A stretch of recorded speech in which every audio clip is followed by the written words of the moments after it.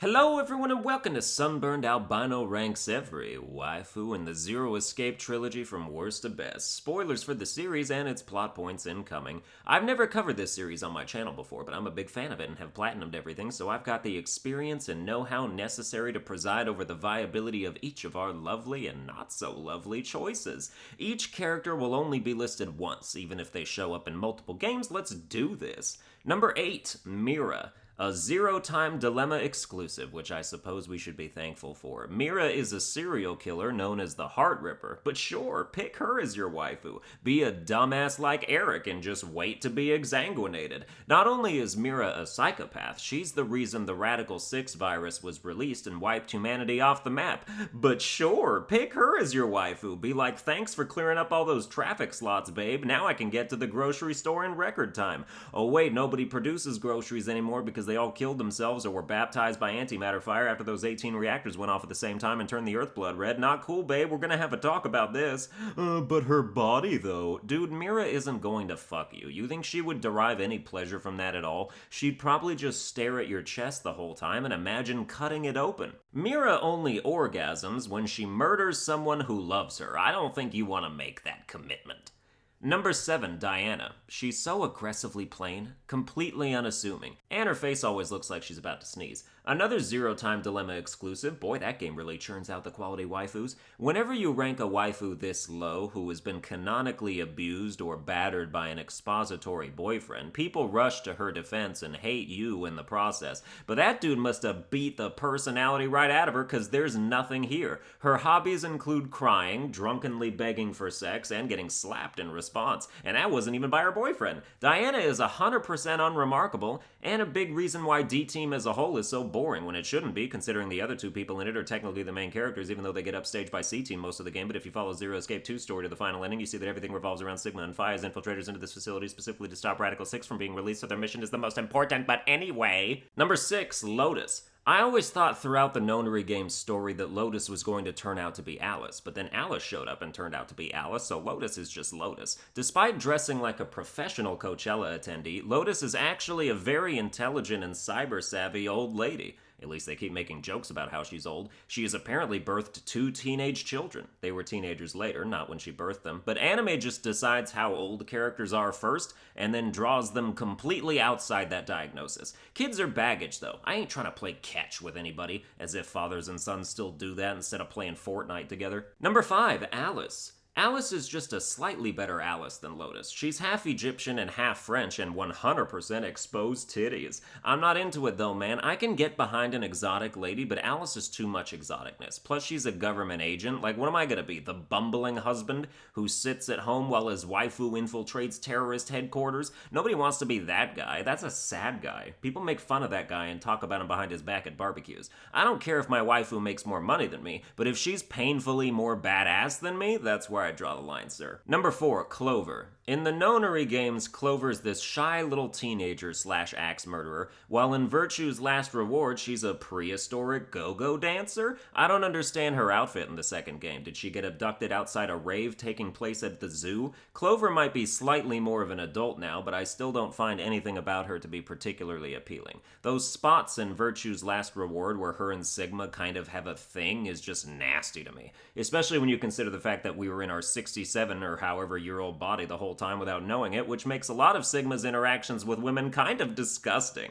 All those sex jokes with Phi and Luna, not to mention that scene with the swimsuit poster, and it turns out Sigma's just a creepy old man like Ten Miyuji after all. Clover is a thought. Like, plain and simple, she's that hoe over there. The only reason she made it this far in the list is because she's one of the few girls in this game that are anywhere near my age. Number 3, Phi. Phi is a character that has to grow on you a little, at least in game 2. She has like this apathetic, depressed sass thing going on that, especially in the beginning to middle sections of the game, is just written so disastrously that it's almost infuriating. But as you get to the halfway mark, Phi's terrible jokes and character quirks that don't work are toned down and she becomes more of a tolerable human being. And as you rely on her as your sort of partner getting through this game, she becomes a comforting presence and a reliable ally. She's also the only one in the second game that calls you out on your time jumping bullshit when you pick Betray on a whim against her, always keeping Sigma honest. In Zero Time Dilemma, though, she looks grosser because the animation is such garbage. Like with the Zero Escape series, the less they animate, the better it looks. The Nonary games is just character stills and it looks great.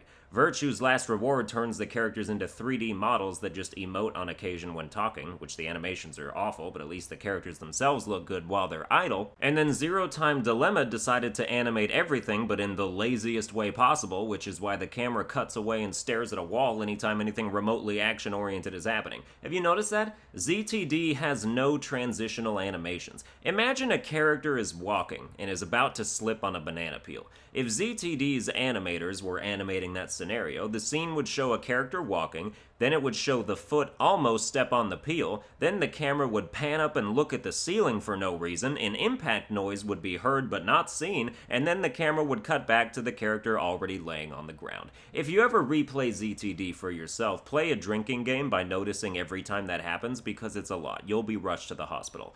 Anyway, the animations also make Fi kind of ugly, and in this game she seems to have lost some of her personality. I actually ended up playing ZTD before Virtue's Last Reward the first time, and I remember not liking Fi at all. The second game is the only place she sort of shines. Number 2, Akane. Akane Kurashiki, along with Junpei Tenmyuji, are the only characters to span all 3 Zero Escape games, and she is very different in each one, so I'm grouping each version of her together into one overall score. In the first game, the Nonary games, Akane is the most feeble, fragile, breakable girl the world has ever seen, or at least that's how Junpei treats her. Every time she gets so much as a chill, he's all over her like, "Oh my god, Akane, Akane, don't move, Akane, you'll break every bone in your body, just rest. Oh, just sit here and rest and let me do everything because I'm Junpei and you're Akane. No, no, no, no, no, no, no, no, no, don't get up, you might die on the spot. Please just lie down while I solve all the puzzles. Oh my god, Kane, Kane, your forehead is slightly warm, it's terminal, there's no cure. Please just lay down in the middle of this dirty metal floor before things get worse. Oh, what the hell is going on here?" Etc., etc. Huh?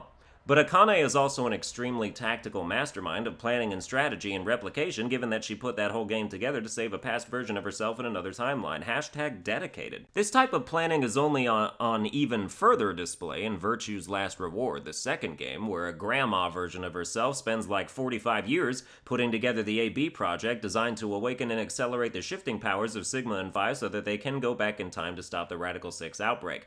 The only problem with this version of Akane is that she's 70 years old and therefore no thank you, which brings us to Zero Time Dilemma, the third game, where Akane is back to her younger self, but older than in the first game, so she's like 21ish or so, and now she has pink hair for some reason, which I don't actually mind, but it's just like, why? Perhaps a disguise? This game is where the truly badass Akane steps into the picture, committing several murders across different timelines in the name of her darling Junpei whenever he gets killed. Whether she's wielding a chainsaw or just bashing somebody's head in with a fire extinguisher, Akane proves she's no frail, meek wimp in this one. If we were going to grade each version of her on a scale from 1 to 10, Nonary Games would be a 6, Virtue's Last Reward would be a 2 because old lady, and Zero Time Dilemma would be a solid 9. That averages out to a 5.6, though perhaps it's better to just scrub the Game 2 score entirely, which would leave us with a 7.5. You know who's a 10, though? Number 1, Luna. So she's not a real person. So what, man? Golems are people too. No? Well, they are to me, sir. Luna is an angel of grace and beauty, and everybody wants to be on a team with her because she is a beacon of hope and trust in a place that should be devoid of it. I would definitely like to block out the memory of her face melting off during her ending, but other than that, Luna would make a perfect companion. There's that one timeline where the other 4 people are dead and Phi's like, Luna killed all of them, and then you go into the AB rooms to vote against her, but she's disappeared, but then once you enter the room, she kind of appears far off in the doorway and just stares at you, and that's super creepy. But also there was no way she did that shit. Like, I never wavered once in my belief that Luna was always one of the good guys, and she's pretty much the only person that can be said for in every timeline. Even when Luna gets betrayed, it just makes her sad, but she never exacts revenge or does anything bad. Those couple of question mark boxes on the flowchart you have to betray her to fill in just to get immediate bad endings are so gut-wrenching and not worth it. Just don't betray Luna. What kind of a monster are you? Even though you have to do it once near the beginning to unlock an important part of the flowchart, but the rest of the time, what kind of monster are you?